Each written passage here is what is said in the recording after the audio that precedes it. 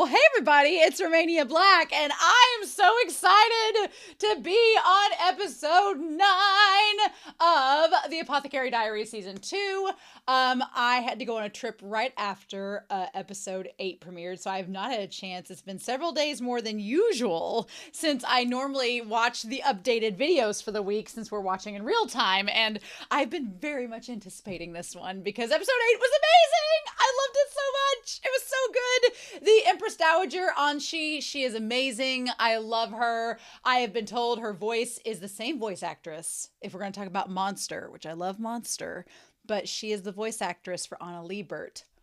And after knowing that, because several people on the channel on Patreon and YouTube have told me it, after hearing that, I'm like, oh my God, of course it's Anna's voice. Like that soft spoken voice, but it has a power to it and it's haunting. Oh, yes. If you've not seen Monster and you don't know who Anna Liebert is, the reactions are on my channel. Shameless plug of the week. But yeah, I'm super excited. And we have some comments we need to talk about before we dive into this from episodes 6, 7, and 8 before we dive into it. So first, Vero-chan 8046 for episode 6. Well, their comment essentially was talking about the strides we've made from seasons 1 to season 2. But what their comment did was remind me that we have a lot of pairs in these seasons. We have the envoy with the two cousins, the blondes. We have the emperor and Jinshi, who are paired up as brothers, but could be possibly father and son. We have Gyokyo and Lihua, who are the two consorts that I think are the most likely to be empress. We have the OG empress. We have Anshi. We have the older emperor. We have the current emperor. We have Lihua and Sheen, who are relatives, like cousins. Then we also, we have lots of pairs in this series. And then you have Shisui and Lowland, who I think are the same person. It's just a lot. But also, one thing that Vero-chan's comment talked about was, in so many words, saying how our opinions change from one season together. Like, we started out with a certain opinion of Lock-in, or at least I did, and that changed drastically by the end of the season. Same with Lihua. We started out last season, I thought she was a totally different person than we've seen in episode 6. And even the emperor himself, the current one, I was terrified of him in season 1. And now I'm like, oh, you're just a chill dude. Okay. And so it's kind of why earlier on, like I talked about last week, I kind of I wanted to suspend my beliefs about the OG emperor until we knew more. But what we've heard about the current emperor seems pretty on point. So so maybe that one we don't have to worry about conjecture too much. Maybe. Potentially. We'll see. We'll see where this goes. But yeah, I thought that was interesting. So thank you, Vero-chan, for bringing those ideas out. Ashy Roy, 9454 from episode 7 said, this isn't a spoiler, which anytime someone starts with not a spoiler, I get nervous, but the mods rightfully so said this was fine. They said Jinshi cannot be colorblind since he is the one who brought up there not being a red door in the last room. Look at you. Look at you, Nancy Drew in it. Look at you, Sherlock in it. Look at you paying attention to the subtitles and who's saying what. But thank you. Yeah. So if Jinshi pointed out the red door, that means they can see the color red. Ergo, they are not colorblind. So no colorblind Jinshi. So good to know about that. And MaoMao is not colorblind. She was just smart enough to figure it out, right? Mm-hmm. We'll see. So then we had Ashley Penn. Now, Ashley Penn, speaking of the colorblind thing, she went into a lot of detail in episode 7's comment on YouTube talking about colorblindness in general, which I'm really big into genetics on my family's farm. I was really big in picking out cattle genetics, seeing like EPDs, which are like expected progeny differences. So you pair up, bulls and heifers based on certain numbers. It's like a compatibility system, and then there's genetic defects you want to avoid. So I like genealogy and I like genetics a lot. I always was a big fan of the Punnett squares in high school. So I thought that was fun. But yeah, so they talk about in their comment, the genetic mutation responsible for colorblindness is carried in the X chromosome, meaning that mothers are the potential carriers. A carrying mother has 50% chance to pass on the trait to her child. If the child is a boy, he'll be colorblind if he receives the affected X gene. If the child is a girl and has one non-mutated X gene, the normal one will override the carrying one and she will have regular vision. but she still has a chance to pass on the gene to her own kids. If the father is colorblind and the mother is either colorblind or a carrier, it is very likely that the daughter will be colorblind as well, as she'll have 2 affected X chromosomes. The prince bringing in a colorblind concubine to the Shrine of Choosing indicates that both her parents are probably colorblind and or carriers, meaning the likelihood that she's from the imperial mother's line is extremely high. The OG Empress wanted to make sure her bloodline would be tied to the royal family in perpetuity. So yeah, I like the idea that she wanted to keep the bloodline going. So bringing in a concubine that was colorblind kind of guarantees that lineage keeps going on. Which again, it's hilarious because it's such a patriarchal structure, but yet the lineage is based on maternal traits. So, you know, what are the odds? Women behind the scenes? Psh, never. So I thought that was really good. So thank you, Ashley Penn, for making note of that. And then I Swallow Apple Seeds with episode 7 said, I am totally manifesting. Oh, I Swallow Apple Seeds. I am so with you on this. I am manifesting Old Man Yowie between Loman and the Shrine Caretaker. Yes. Oh my God. Look, even eunuchs deserve love, right? Why can't Loman and the Shrine Caretaker have an Old Man Yowie spinoff? Why is this being denied to us? Inquiring minds want to know. But I thought that was really funny.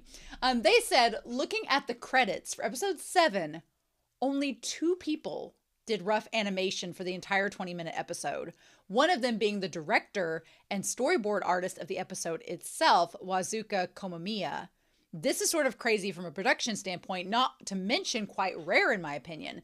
The average Apothecary Diaries episode has more than 10 people doing rough animation. The fact that one of the 2 sole animators was also simultaneously directing and doing animation corrections on his own drawings is kind of astounding. More episode directors usually don't have this much of a hand in directly animating an episode, especially to this extent. Yeah, that's pretty wild, especially because episode 7 looked great. So the fact that only 2 people worked on rough animations, that's kind of mind-blowing. So, wow, impressive. And they did storyboard and directing of itself. Okay. That's wild. So this was clearly their passion project, and episode 7 was so good that I can understand why they wanted to take the helm with it. It was a good episode. And then Anime Annie finally says for episode 8, I definitely agree that MaoMao is so far in denial. She's built a fortress on the River Nile itself. If you have 2 of the current emperor's consorts trusting you to the degree that Consort Gyokyo and Consort Lihua do, you have the emperor wanting your help on at least 2 occasions, and you're basically an aide to the eunuch in charge of the inner court, and now you've got the Empress Dowager Lady Anshi wanting your assistance. Yeah, I'm sorry, MaoMao, you're definitely no lowly servant girl. Yeah, not only is Locke her dad, and everybody knows it, and they're like, we're not going to piss him off, but she basically is getting help from every royal family member. Or potential royal family member, like girl, which I understand MaoMao from season 1 not wanting to get involved because getting involved ups your chances of becoming in a dangerous position where your life could be at stake, especially if you're not part of the royal family. But that was season 1. Now season 2, I'm like, girl, you got a chance you could get in with the royal family and be perfectly fine, but is that what she wants? And I also feel like MaoMao probably believes if she does get in with the royal family, she won't be able to make medicine anymore and be an apothecary. But Jinshi's trying to change that, so things are at work. Also, I would love if she was Jinshi's aide. If she just became Jinshi's aide, I would love that. That'd be perfect. They could be a little tag team duo. I'm sure Gao Shu would be all about it. So yeah, I thought that was really interesting, and I loved all of these comments, so thank you all so much for making them. But yeah, so it has been a long time coming, and I don't want to wait anymore. We've nearly waited 10 minutes, so let's just dive in and see what we get. So thank you all so much for joining me as we dive into this episode, but we are going to start episode 9 of season 2 of the Apothecary Diaries, and we're going to do that here in 3, 2, 1. And I'll see you all on the other side.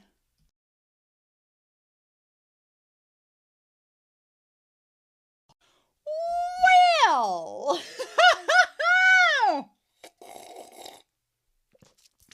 hot damn, Anshi. Holy shit. Okay.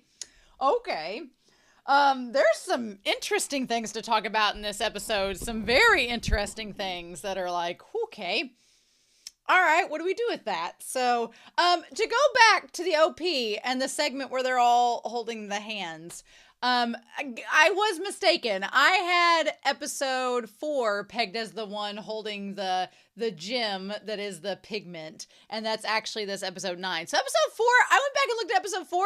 I don't know if any of these go with episode 4, which is interesting.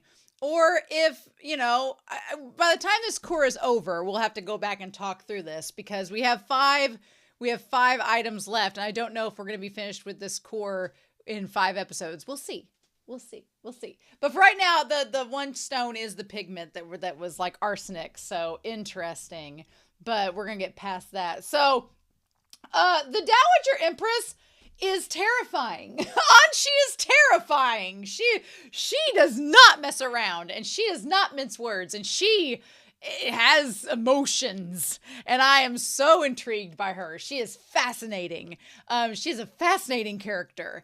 Very, very layered. Lots to do with Anshi, and I like it. I like that there is some ambiguity with her character and some intrigue with her character, and I'm like, okay, all right. So we're going to talk about her character and kind of the very gray, very muddled world that is happening in this relationship between her and the former emperor, because it is a doozy, and then go through some math and talk some things up. But one thing is for certain, Anshi approves of MaoMao. That is the important thing. If this empress approves of you, that's a good thing. If she doesn't approve of you, I would be terrified. And so far, she seems to approve of MaoMao. Thinks she's fine. Thinks she's a good catch for Jinshi. And Jinshi's like, oh, who, what, me? And it's like, My thing is, the way that, I guess we'll talk about it more when we get to that last scene, but the way the empress is like, you and her, I'm like, MaoMao thinks is considering the truth right now that Jinshi is a eunuch. And I feel like the Empress is trying to make a case to Jinshi to be like, look, how long you gonna keep that up with her? You're gonna have to tell her the truth at some point because girl's gonna catch on, right? So they went to investigate the building because Lady Anshi cannot rest easy with the building being torn down, not knowing the cause of the Emperor's death and why his body was preserved. And why, was it a curse? Was it not a curse? Was it her? Was it something else? Her relationship with him is so intriguing, and I want to talk about it. But yeah, so then they're looking out the window at the ye old garden party. So it's been 6 years since the emperor passed away. 6 years. So doing the math, if she's 49 right now, because we assumed last week with the math that she was 12 when she had the current emperor, and she's 49 right now, which I agree with Anime Annie in the comments. I hope I look that good at 49. I mean, I got like 12 years to go till then, so hopefully that's the case. But yeah, so we think that at age 30, she had Jinshi's uncle, which is the emperor's brother, which, that scene, we're going to talk about that scene when we get to it because, okay, which I have things to say about that. So, presumably she was 43 when he died. Now, here's the weird part about the math. They said last week that he was old enough to die of natural causes, meaning he was old enough. To me, from my perspective, in modern U.S. medical world, I think old enough to die of natural causes is like from 70 to 90s. But then again, this is back then when the life expectancy was maybe not as high. So if, for example, that means that if she was 43 when he died, which was 6 years prior to now, and she was 12 when they got together, that means they'd been together for 31 years, give or take, right? Give or take a year or two. So, for example, if she was 12 when they got together, we'll presume that, and he was 25, for example, when he got together with her, which I'm lowballing. I'm like, I didn't want to go 20 and I didn't want to go 30 because he looked like his mid-20s in the flashback, so I'm going to say 25 just to be leeway. But if they knew each other for 31 years and then he was 25 when he met her, then when he died, he would have been 56. 56 seems young to die of natural causes. But then again, it was back in the day when your life expectancy was maybe not as high, so I don't know. I don't know. I feel like Lohman's older than that, though. I feel like Lohman's. And then if he was 56 when he died, and the Dowager, the OG Empress, was, let's say, 20 when she had him, that would have put her at 76. So that would have kind of tied in of her dying not too long after him. So I guess that 56 would have been. He just looks so old and like really aged in the flashbacks when he died or was close to death that I'm like, 56, he looks a lot older than 56, but if he was constantly stressed and freaked out and losing his mind from poisoning, then I guess it could have aged him and he would have looked a lot older, kind of like a reverse Benjamin Button. I'm not sure the age. Maybe they'll tell us eventually how old he was and we can do the math that way. Who knows? But yeah. So I guess, I like the idea that while this suggestion of MaoMao being asked the request by the lady in waiting is going on, that Anshi is having this tea party and she's just like, everything is all hunky-dory. I like that Gyokyo is the closest to her. I'm very curious to see which one the Dowager Empress, which one Anshi would approve being the Emperor's wife. I don't know. I would like to see Anshi interact with Li Hua. I would like to see that if her interactions with Li Hua are different than Gyokyo. Gyokyo is very congenial and Gyokyo is smart, but I wouldn't classify Gyokyo as cunning. She's intelligent, she's smart, and she's kind. But I don't know, I feel Li Hua is more cunning. Does that make sense? I just get that vibe from her. So I don't know. And I don't know if I wish we'd got Anshi is very scary in a sense because you don't get a full glimpse of what she's thinking and her whole entire range of emotions. You just get to like peek behind the curtain a little bit and it's a little freaky. But yeah, so I like that MaoMao's incentive to help Lady Anshi is to make her feel better, to make her be able to be at ease once they tear down this building, knowing the final verdict of was it a curse, was it natural causes, what was the whole meaning behind it. And of course, MaoMao, who wants to be stoic and serious, doesn't want to admit she has a bleeding heart and wants to help people. So she's like, she wants her to be able to rest easy.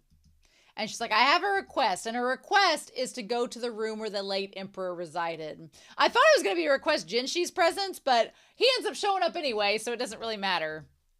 It makes sense that, they would go, that Jinshi would show up if it has to do with the late emperor. So MaoMao's pretty sure she can get permission from the emperor as long as the Empress Dowager puts in a word for us. Girl, for being a lowly servant, you sure are confident that the emperor of the entire kingdom is going to give you permission to go eavesdropping into the late emperor's chambers. But, lowly servant.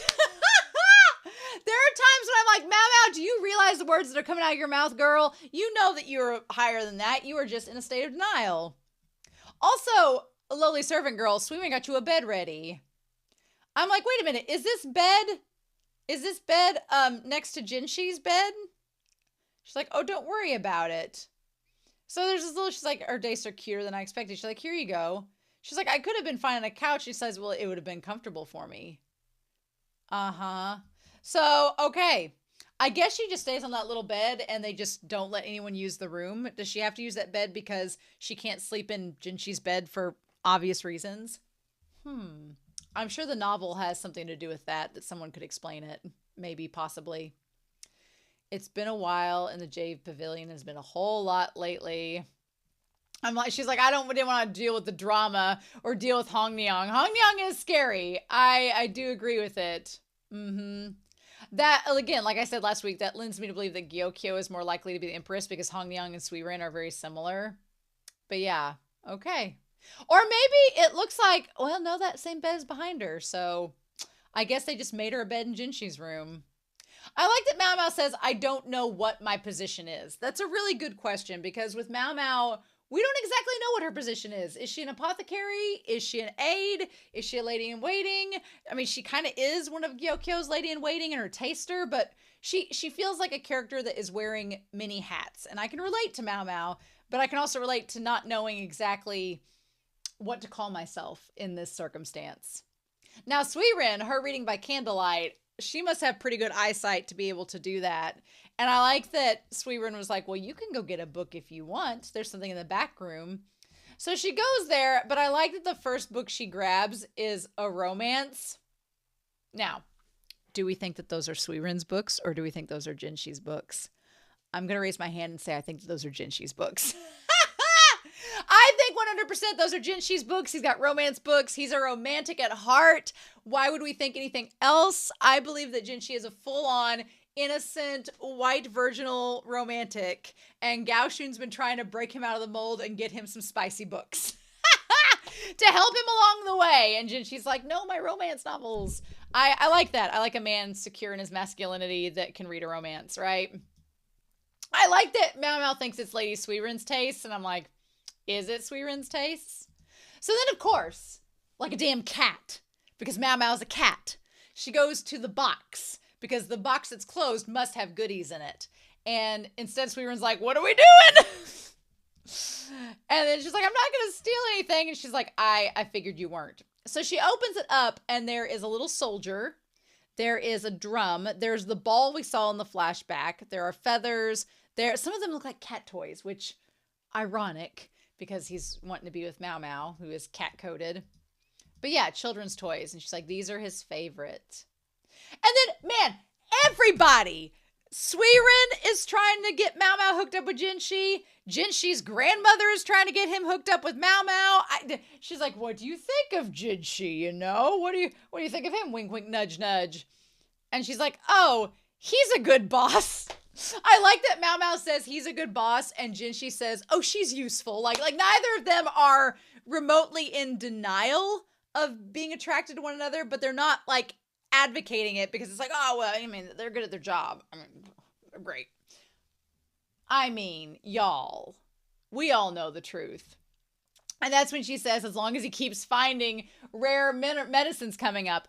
Okay, so the rare medicines, there's the one that was wrapped up when I went back and looked at episode 4. It looked like the one with the little stem to it that she was holding up with the glowing around it. But then the other one that's a little ball kind of looks like the ball at the top of the OP image, but I don't know if that's it for sure.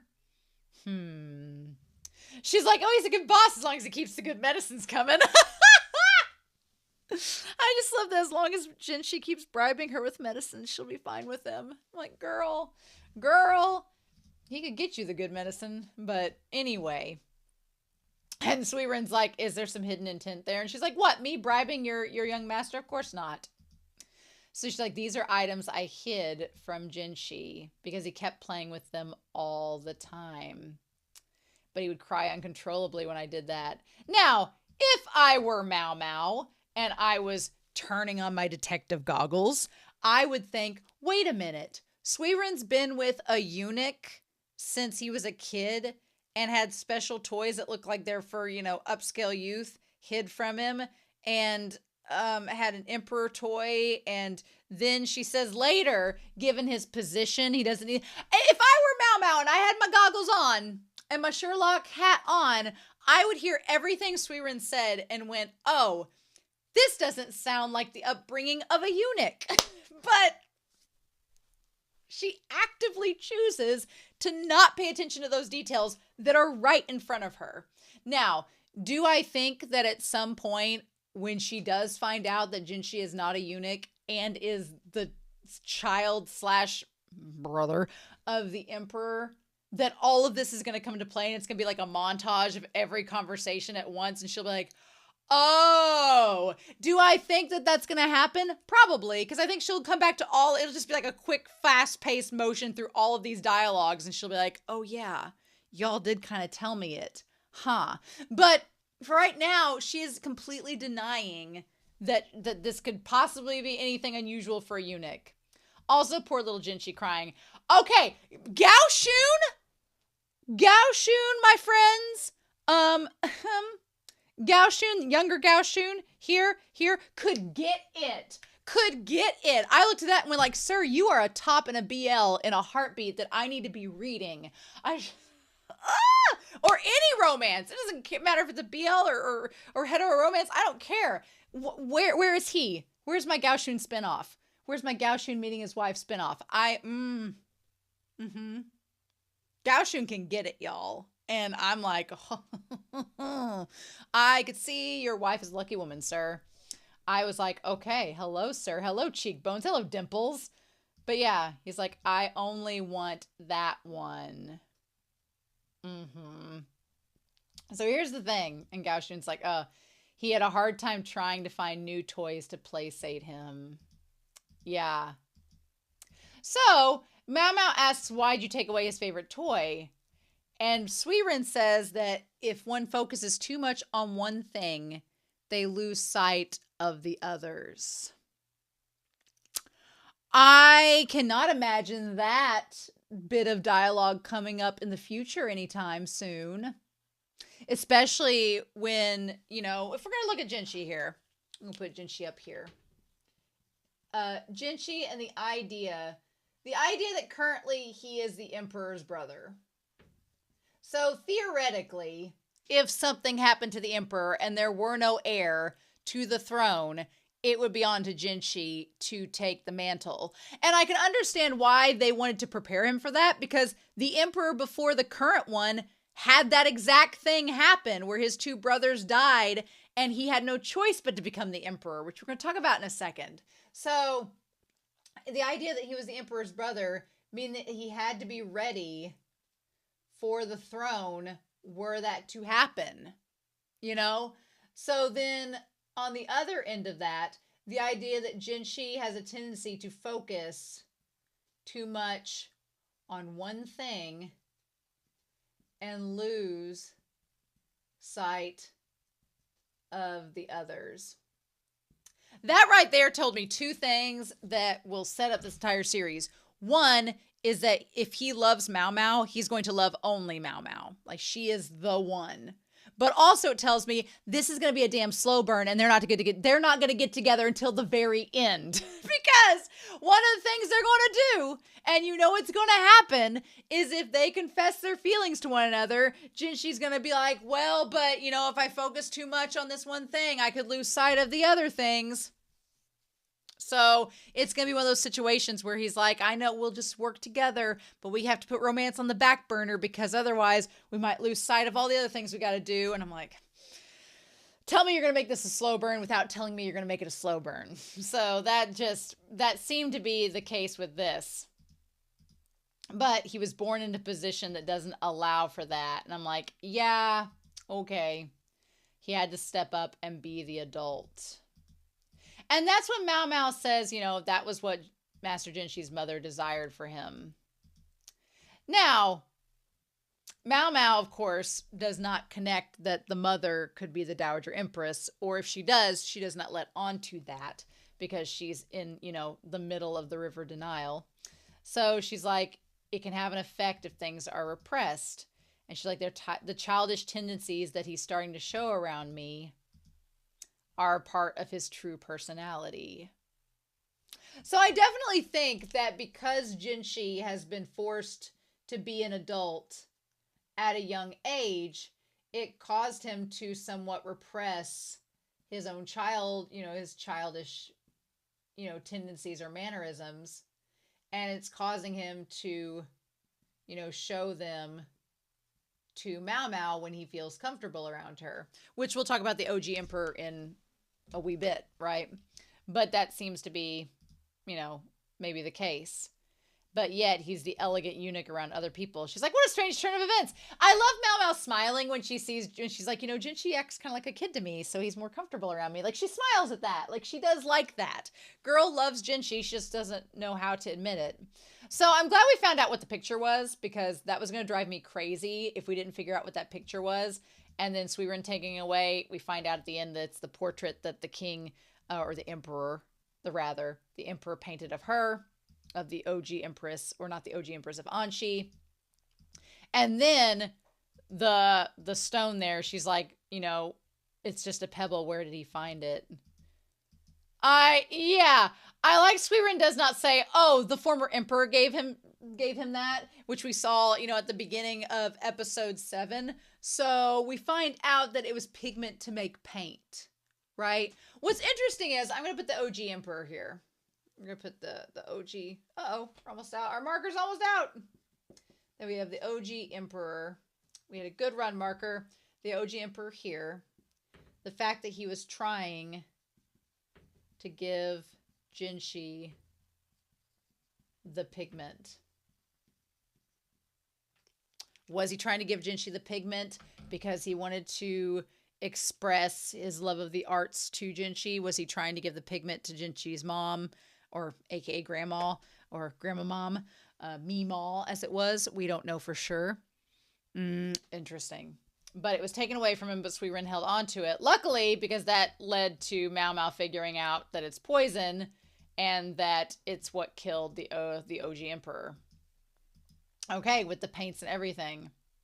And now, MaoMao asking if Jinshi went to the inner court when he was young. Girl, you know that Jinshi is not just a eunuch. You have to know. Because why would a random eunuch why would a random eunuch as a kid be going to the inner court? There's no reason for that. So, MaoMao, again, she is tuning out truths so she doesn't have to think about them. She's like, I have a hypothesis, but no proof. The curse as described to the Dowager Empress is the reason why the body didn't rot. I like the Suiren's like, So the new lady in waiting, and Anshi, and Jinshi, and Gao Shun, they all head to the former room, and MaoMao's like, why is Jinshi here? It's like, well, he wants to find out as well. The thing is, if we're going to talk about Jinshi has his mom's hair. His mom's hair and face shape.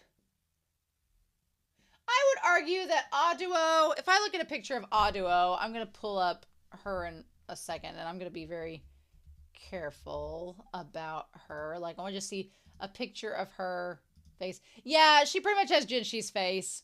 She looks like nearly identical to Jinshi. Like, they look very, very similar. She has like the same chin structure and ears as he does. His nose is maybe a little more prominent, but she looks very, very, very similar to Jinshi. So kudos to her. Right? Right.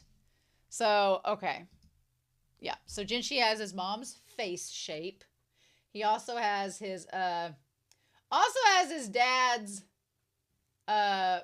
or not his dad. He actually doesn't get anything from the Emperor, which is, I mean, things skip a generation. We'll talk about that in a second. But from his grandfather, he has the hairline and the facial shape as well, which is there. And then from his grandmother, which is Anshi, he has her eyes. He has her eye color. Okay. So he really does not take it all after his dad. But you know what? We talked about genetics being interesting. I don't look anything like my father. And I do not look like my mother. I look like my grandfather on my dad's side. I have a picture of my dad's father. And if you put a wig on him and shaved his facial hair, I look very similar. We have the same face shape. We have similar eyes. We have a similar hairline. Like, we have a similar jaw. Like, my grandfather on my dad's side and I look eerily similar. Very similar. And I don't look like either of my parents. So, but I look like my dad's dad. So, genetics can skip.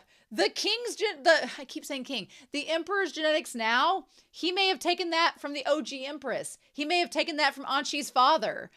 It could come from a number of different places. But yeah, it's very possible for Jinshi to have inherited the looks from his grandparents and then his mother.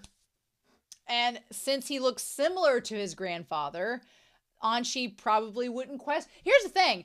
The big question is, does Anshi know that that's not her kid? Because I'd like to think Ooooohhh knows. I'd like to think Ooooohhh knows that Jinshi's hers. But does Anshi know that Jinshi is not hers?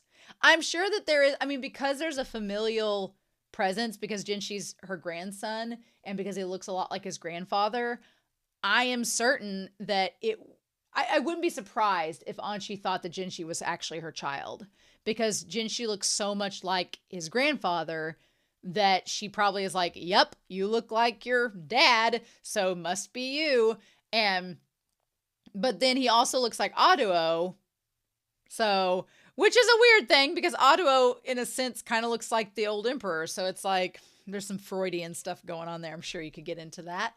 But yeah, I thought that was interesting.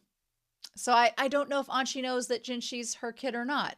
I mean, even if he's not her kid, he's her grandkid. So there's blood relation there. There's kinship there. And Jinshi looks kind of like his grandfather. So there's a tie there as well, which we'll talk about here in a little bit. So yeah, it's not just the mold that is a smell in the room. The idea that there was a canvas, which honestly, the canvas is probably moldy too because it was being preserved and held back behind walls of drywall. So, So he painted a picture for me. And he said it was a secret. If others found out, they would take it away. Here's the crazy thing. She liked him to an extent, is the crazy thing. That was what I was most surprised about, is that I think that Anshi liked him. She hated the OG Empress, which I can understand why she would hate the OG Empress. One, because of how she treated her son and like coddled over him and like manipulated him and made him a puppet. I could see that, but she liked him. Despite the creepy insanity that happened to her as a child, she did like him, which is interesting. We're going to talk about this because when she touches her heart saying, it was a secret that if others found out, they would take it away. I mean, now there is a question, of course, her being 12, we're going to have to talk a little bit about the G word, and I don't like using it lightly, but there is a talk about, I feel like this episode rides a very delicate line.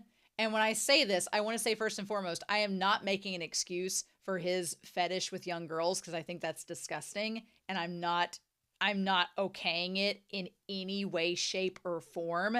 I do acknowledge that there is definitely some mental illness going on there with him. Does that excuse his actions? Hell no. Do I think there's some potential grooming going on along with that? I don't. I'm watching another series right now where there is very intentional grooming happening in it. And I don't get the same intentional grooming vibes from the OG Emperor as I do that character. So you can't compare it and say it's the same.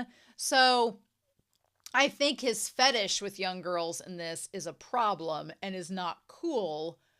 There is some psychological things going on with that, of why maybe he's attracted to younger women because he has no sense of control because of his overbearing mother, and young girls are maybe the only way that he finds any sense of having control in his life in a relationship. Is that right? Hell no, it's not. It's not, but that's the thinking that seems to be given by the show. It's not correct. It's not okay, but that just seems to be what they're saying was driving perhaps some of those fetishes. And maybe it's not. Maybe he just liked young girls and that's a problem. But whatever the case may be, she seems like, even though she was in a very vulnerable position, I don't feel as if he's not like the character in the other show. So there's a difference. But I don't think it's okay what he did. But I find it very fascinating how she reacts to him, right? So, and maybe it's also her acting this way because she's trying to hold it in and have control over herself after the fact. We're going to go through this episode. It's interesting. Now, Jinshi, of course, is nervous about all this. And I love also that Jinshi's nervous tick is tapping his finger. I feel like that's going to come back in future episodes because I hadn't noticed that before, that he's doing the nervous tick. Now I want to go back through all the episodes and be like, has he done the nervous tick before? Did she notice it before? Also, MaoMao noticing Jinshi's ticks is wild. Like, girl, you don't like him, but you know what his nervous ticks are? Okay. All right. I'm sure that he's kind of uncomfortable with the situation. She's like, I don't know, and I don't want to know much about the late emperor. Yeah, the more we find out about him, the more he is a very complicated character. And I'm not a fan, but I'm also intrigued. I want to know more. And I think that the show makes it worse because they make him look like Jinshi. And some of the things that he acts, some of his mannerisms are a similar version of what Jinshi does. So that makes me go, okay, I know why Anshi wanted to kind of break Jinshi from those, mannerisms, because she's like, I don't want anything to do with that. No, no, no, no, no. Mm-mm. But yeah, we're going to talk about this episode. We're going to talk about it. I just want to make sure that everyone knows I'm not condoning any of the actions of the late emperor. I don't want anybody thinking that, but I'm just fascinated by her reaction around him. So yeah, did he always paint in this room only? And like, since he began closing himself off in this room, he was only waited on by a servant, which was a slave, as we find out, who is mute and could not speak. I like that MaoMao asks to touch everything and mess with stuff, because she's like, I know this is kind of like a sacred place and you're not comfortable here. Are you comfortable with me essentially tampering with these memories of yours? And then she's like, yes, that's fine. So she traces back and figures out that there's some stuff behind the wall, and she wants to like uncover it. This guy looks like he's seen some shit. This servant looks like he has seen some stuff, and he had to sit there and watch the former emperor paint every day. But yeah. So she asks him to nod or shake his head. And what's interesting is when she asks him, he doesn't reply at all. And she questions whether it's because she's a lowly servant. And I don't think that's the case. I think that he's so used to the possibility that he could die at any moment if he said the wrong thing. He was like, I'm just not going to say anything at all. And maybe that's what allowed him to live for so long. She's like, he's really scared. And so then she goes to the wall and starts tearing it down. And I like that the one servant's trying to stop her, but then Anshi's like, it's gonna get tore down anyway. Why not? And you can kind of see when they pause it, like you can see where the plaster was put up to hide the wall with all the paint on the ground. But she takes it down, and then there's the portrait of the woman in the middle surrounded by the young girls. What's interesting about this is the young girl in the middle is Anshi. The woman in the middle with the branch and the flower on it is Anshi, surrounded by the other younger girls. Now, I think it's creepy that he painted the younger girls. I don't like that. But the fact that he painted Anshi as a woman is interesting. Is very interesting. And then what she holds, and Jinshi's like, what's that painting? It was painted by the late emperor. I like MaoMao's I agree with MaoMao on her very concise reasoning. She's like, I don't care about his personality, but he passed without being able to let his true talent shine, all because he ended up becoming the leader of this nation. And so that's something else too, is the idea that his talents were completely stifled because he had to be the emperor, when clearly he did not want or have the interest in being the emperor. He wasn't allowed to be a painter because of that. Now, again, cannot preface this enough. Does that excuse him hitting on young girls? No. But does it kind of suck that he had to be emperor instead of going off and painting? Yeah. Could maybe, if he had been allowed to flourish his talents and not be repressed into this role, could things have been different?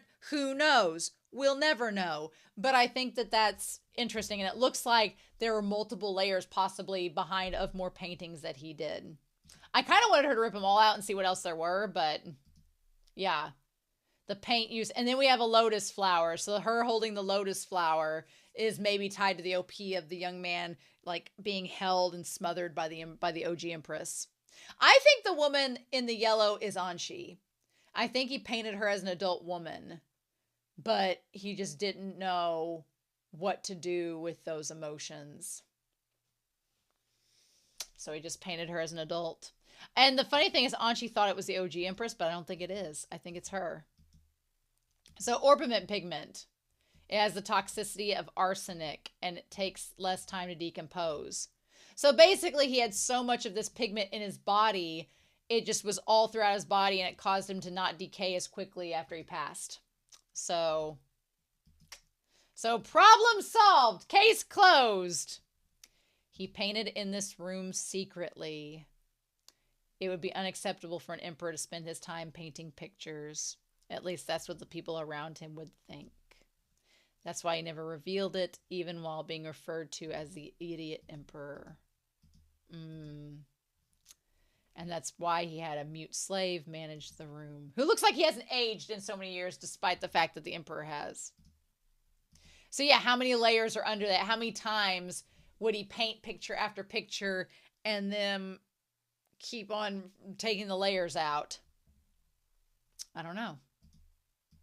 Interesting. But yeah, is the woman with the lily the empress, or is it Anshi? The woman in the picture knew her son was not fit to be emperor. So, I mean, we could assume that maybe it is the OG empress that he painted, and that Anshi was a bit, mad about that fact, but we don't know for sure.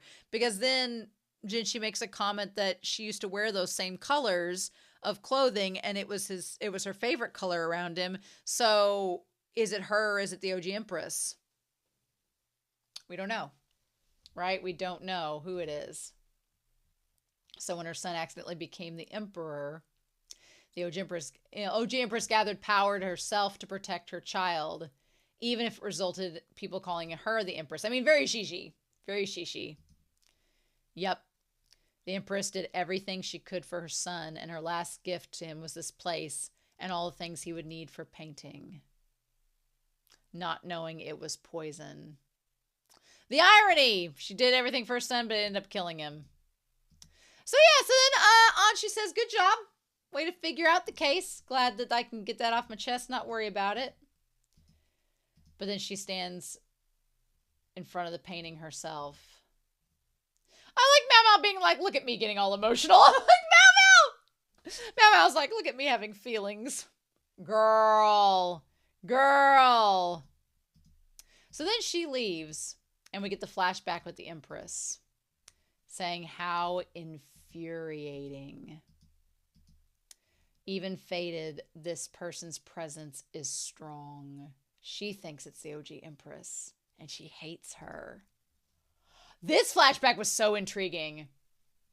Yeah. Because she's like, this Empress is dead. She's like, am I even part of this picture? The question is the Empress the woman in the painting? Because at this point, she would have been really old. Or is it Anshi? I mean, I could see where Anshi would think it's the OG Empress because he had the fetish with the young girls. So the OG Empress being the only adult in the room would make sense. But then after what Jinshi said and her wearing those clothes that were that color all the time, we don't know for sure, right? Because she thinks I must have only been a passing thought to him. So let me go back to the past, where she says, the scar on my body is the only thing allowing me to be treated as the mother of this nation. A young girl who accidentally fell victim to the late emperor and became pregnant. So she herself knows some would describe me that way, to pity me. I'm sure such a girl did exist. But that's not how she describes herself.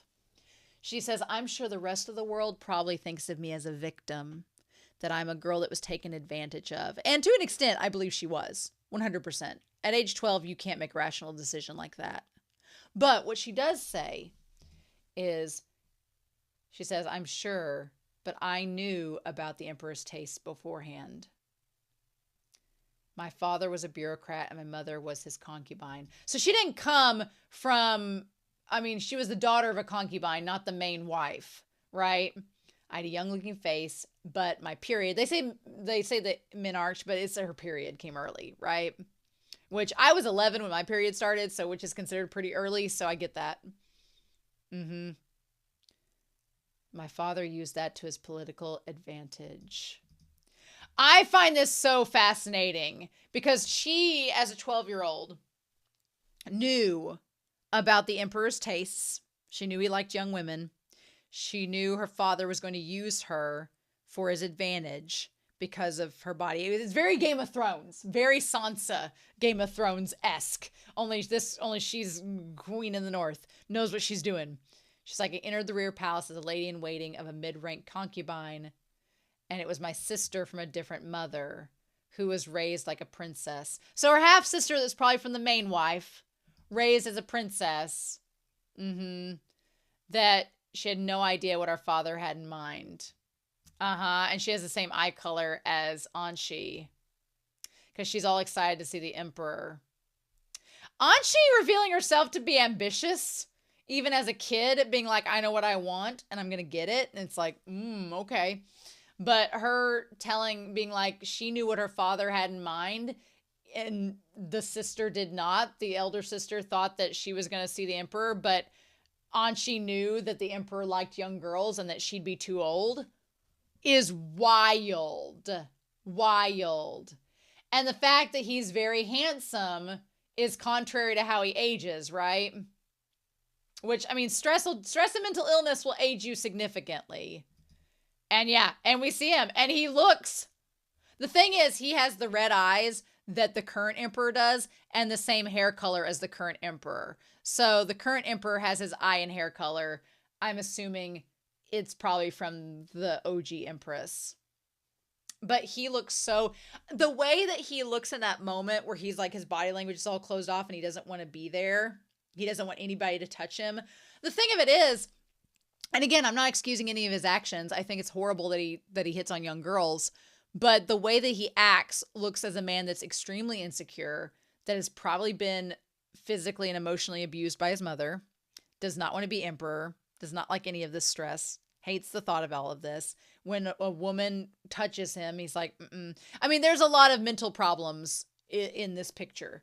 But what is similar is the way that he gets kind of emotional at times. Reminds me of Jinshi when he gets super like up about something. And I'm not saying Jinshi is like the OG Emperor, but they both have like an emotional range, right? And they can both get tense. And yeah. And so then the sister walks up to like say, oh, well, please come inside. And she touches him. And he's like, he tells her not to touch him and he freaks the frick out. And like slaps her away. And he gets freaked out like he doesn't want them touching him. Like he's on the verge of tears. This man is. Like there is some problems. And Anshi saw this and said he didn't come off as a leader of a nation at all. But then she says, as a lady in waiting, I could have consoled the concubine I served or apologized to the emperor. And then she said, but instead, she walked up and appeased to him, knowing full well he liked younger girls, and knowing full well that she could have helped her sister, but she went, nah. She marched right up there with all of her ambition and asked if he was all right. His gaze surely fell on mine. The eyes of the girl full of ambition. Oh, she was like, I'm going to be empress. And again, it doesn't excuse because she's 12. He should know better and he should be a better person than that. It's just, there's so much complexity to him that it's kind of insane. It's kind of wild. And she was like, I'm going to take advantage of this. And then it shows her being a bit older. And she's like, I carried the emperor's child and my life was put in danger countless times. But the child was a boy and the empress accepted him as her grandson. What's interesting is they talk about the daughter that was born. Oh, and also there's him. There's Suiren, young Suiren holding the emperor. His hair is not as dark in there. You don't see his eyes being red, but we see that he's probably like 2, so she's probably like, 14 at the time? Oh, okay, you can't see his red eyes. Okay, his hair just hasn't darkened yet. Yeah, so she's probably about 14 at the time. And so there once was a girl that gave birth to a daughter. She claimed that the girl was the late emperor's daughter. Now, we see a girl that is a young girl being taken away, and they have dark hair. I'm wondering, and I'm just going to pose like an insane theorem. Just going to shoot this out there. Crazy theory time. What if, this is Romania's crazy theory of the week, what if that girl that was born to the late emperor, because if she was around, for let's see, 14 at the time, so if she was around 14 and then 29 years later, or in this case, it would be 20, let's see, it would be 31 plus 6 would be 37. If you minus 2, so 35.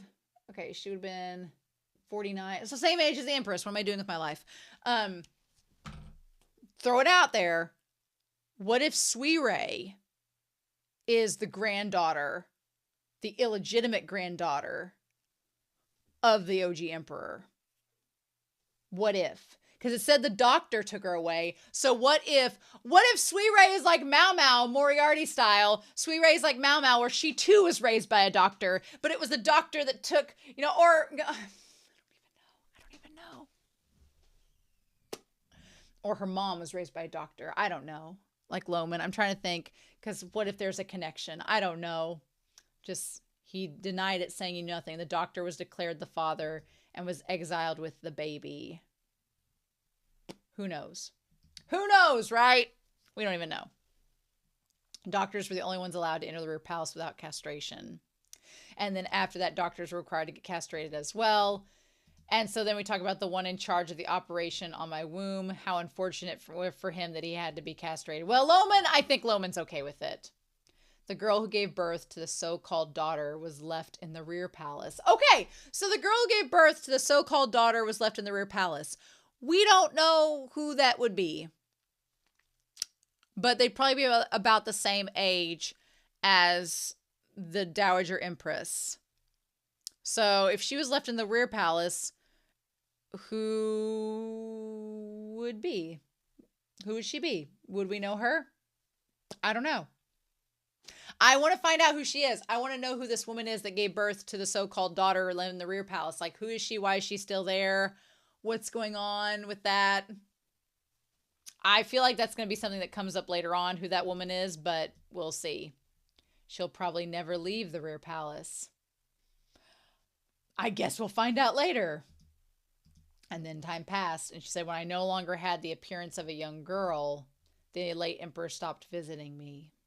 Now, from her perspective, I could see why she'd be pissed, being like, I stood up for this man, and I stayed by his side. I had his kid when I was 12, and then the moment I grow up to be an older woman, he doesn't care about me anymore. If I were her, in the weirdest of ways, I kind of would be pissed.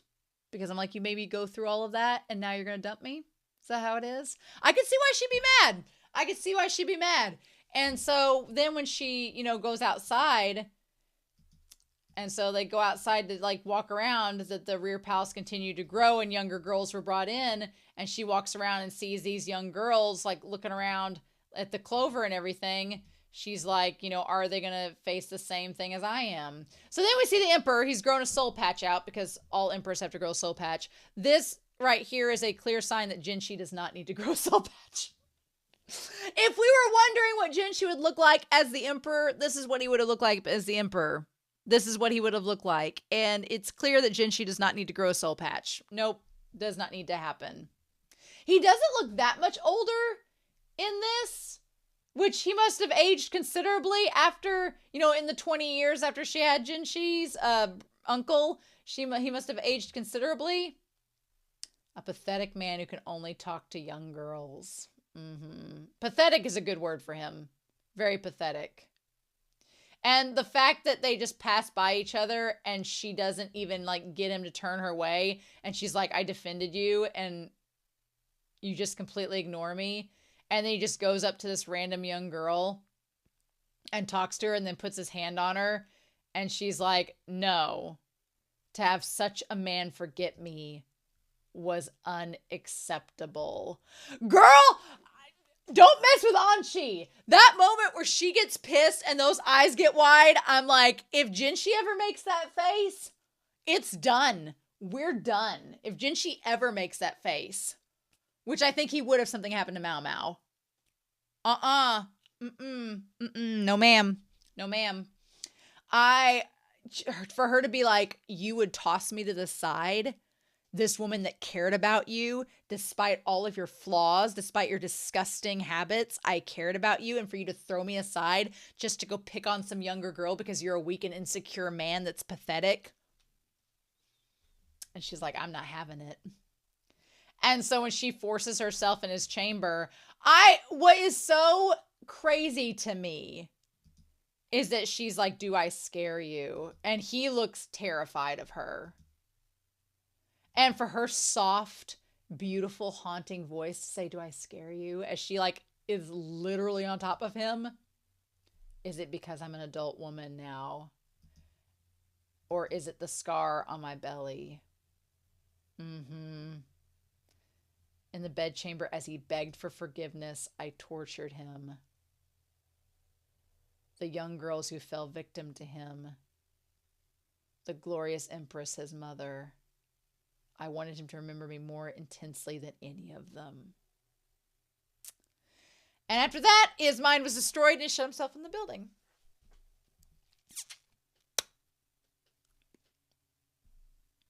I don't condone assault in any way, shape, or form. I'm not a big eye for an eye type of person because, you know, an eye for an eye and the world goes blind. She technically, I don't think that was consensual at all. That happened. What I think is interesting from it is the fact that you have MaoMao. You have MaoMao, who was a child born of love between two neurodivergent parents. She was a child born of love. And then you have Jinshi, who I believe is a child born of love. I think that Ooooohhh and the current emperor did love each other. Whether they ended up becoming friends afterwards and they were like, oh, remember that tryst we had? Well, we love each other, but not that way. I feel that it was a child born of love, like young love, naive love, but still love. Jinshi was born of love between the emperor and Ooooohhh. And MaoMao was born of love, of desperate, fleeting love, but still love, nonetheless. Jinshi's uncle was not born of love. It was born of spite and hatred and revenge. And it is kind of, in the most morbid and grotesque way, poetic irony that the child born of hatred and revenge is the one that dies, and the child born of love is the one that lives. That is so wild to me. That is so wild to me. That is so wild to me. And I don't like, it's so weird to talk about what Anshi did to the old emperor, because there's a part of me that thinks that people in the comments will be like, well, she assaulted him. And she did. And because it was not consensual, she looked very scared, like he did not want this to happen. But then there's a part of me that knows, or has in my mind, that people will comment, well, he also took advantage of and groomed young women, so he deserved it. And it's like, I don't like to kind of, what's the word I want to look for? I don't like to, not succumb. It's not what I'm looking for. I don't like to harbor that mentality that, oh, just because you did something awful, you deserve something awful in return. I'm not that type of person. I think that when people do disgusting things, they're disgusting and they should be punished and face responsibility for their actions. Do I think that treating them in the exact same way is necessarily that way of taking responsibility? I don't know. And it's an uncomfortable conversation, right? Because, I'm a victim of SA. So the last thing I want to do is see anyone go through that. That's the last thing you want to see. That's not the type of punishment I would take. But she did it. And she owned up to it. So it's a very hard, weird conversation to talk about, because on the one hand, what he's done to those girls is horrible, especially because 90% of them don't realize they're probably being taken advantage of or being assaulted or being groomed. Anshi knew, but she's an exception to the rule, right? So, but the fact that Jinshi's uncle was born solely because the concept too, that the night that, because they were born the same time, so the night that Anshi was with the late emperor was essentially happening around the same time that Aduo and the current emperor were getting it on. So we think, right? So we think. That's so wild to me. But he shut him up in the building, and she's like, I don't even want to think about whose fault that was. Well, sounds like it's a lot of people involved. He must have stayed in that room, thinking only about his mother, the Empress, and the other girls who had no ambitions. That line! She's like, her thing is like, he sat in this room and wasn't thinking of me. I'm like, oh my God. She's like, he wasn't thinking of me in all of this. He was thinking of his mother and these other girls that meant nothing. And I was like, oh my God. Like, she wanted him to love her back and to keep loving her back, and thought she would be an exception to the rule. And when she wasn't, it's fascinating. She's so fascinating. I love Anshi. He painted me just once, and I treasured that painting, but I told Suiren to discard it. And he looks so much like Jinshi there. She's like, I had no need for it. And she's shown in those yellow robes as well, right? Just like the late emperor had no need for me. So she's still wearing gold robes as well. And Jinshi comes there. And when she looks at Jinshi, he says, he visited us in the past. How many years ago was it? And she's like, oh, I found the stone. Suiren gave. And then she remembers back to that flashback where Jinshi had the nightmare about it. I think I saw that picture once too. The painting of a young girl in light colors. I must have picked up the rock because I remembered the picture. And he says, you used to favor garments in this color in the past. And then we see Jinshi standing there, and she looks, and it looks very, his face is a little different, like it's a little fuller, but his eye shape is the same as Jinshi's. And then she looks back and sees, and looks in front of the painting and sees that the woman in the painting could very well be her. It might not. Because, I mean, she's wearing the same yellow robes as the painting he did of her originally. We haven't seen the OG Empress to know if she wore the gold robes as well. If she didn't wear the gold robes and we see her, then I'm going to be like, it's Anshi in the painting. He painted her as an adult. So, I don't know. But then she looks at Jinshi in that moment and says, it was just a coincidence. Is that woman in the picture really the Empress? What did he try to tell us back then? As he was being led away. Well, she says, I don't know. That's the thing. It's so fascinating because we don't know, as the audience. We don't know. Is the woman in the painting Anshi? Is it the old Empress? Did he actually care about her more than he let on? The dead men tell no tales, y'all. Dead men tells no tales. And then it shows him like painting the picture even as, like, as he's older, even as she like waits outside the door.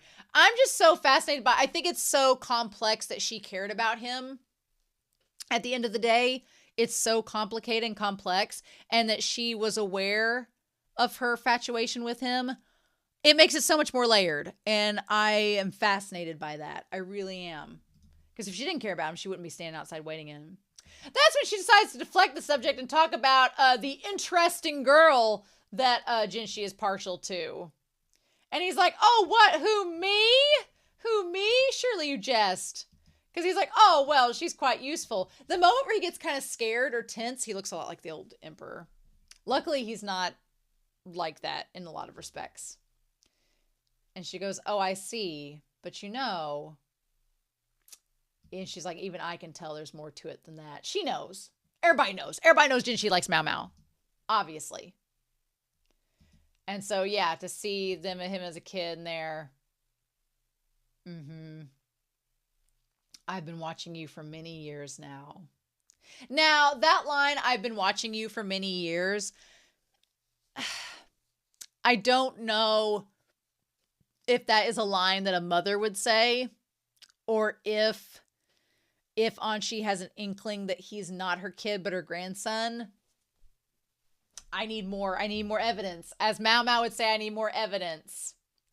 And that's when she puts the finger up and says, you should hide your favorites, or else someone else may hide them from you. So, So basically, Anshi gives him the recommendation saying, if you like MaoMao, you should. Well, it's interesting because, the phrase is, if you love them, let them go. Anshi suggests the exact opposite. She's like, if you like this lady, you should hide her away because otherwise someone will take her from you. She's like, you better be careful with her and if you need to hide your favorites. Or she also, basically what she's saying as well is, if you like MaoMao, you shouldn't let other people know about that because it will make her a target. People will take her away from you if they think that it's a way they can get to you. So there's no ominous foreshadowing with that whatsoever. I've talked for an hour about this episode. What a complicated episode. What a crazy episode. I love it. I love it. I love it. I love it. I love it. I love it. So yeah. I need to meet the OG Empress. We need to see her. I need to see the extent of this woman, although I'm pretty sure I have an idea of what she'll be like. I need to see more of it. But Anshi is so fascinating. I love her character. She's great. She's such a badass. And she is frightening. Frightening. I love the emperor. The current emperor is like, why should I worry? He's just like going through, singing Oliver and Company, having a chill old time. And Jinshi's like, you should be worried. I feel like maybe because Anshi sees so much of the late emperor in Jinshi that she worries for him because she doesn't want him to be like, have anything similar. Whereas because maybe there is a degree of separation because the current emperor doesn't look like his dad, she's just like, oh, he'll be fine. But we'll see. We'll see. So I'm curious to know your thoughts down below, but I hope you all have a wonderful week. Please stay safe, take care, and yeah, I'll be back next week with episode 10 of the Apothecary Diaries.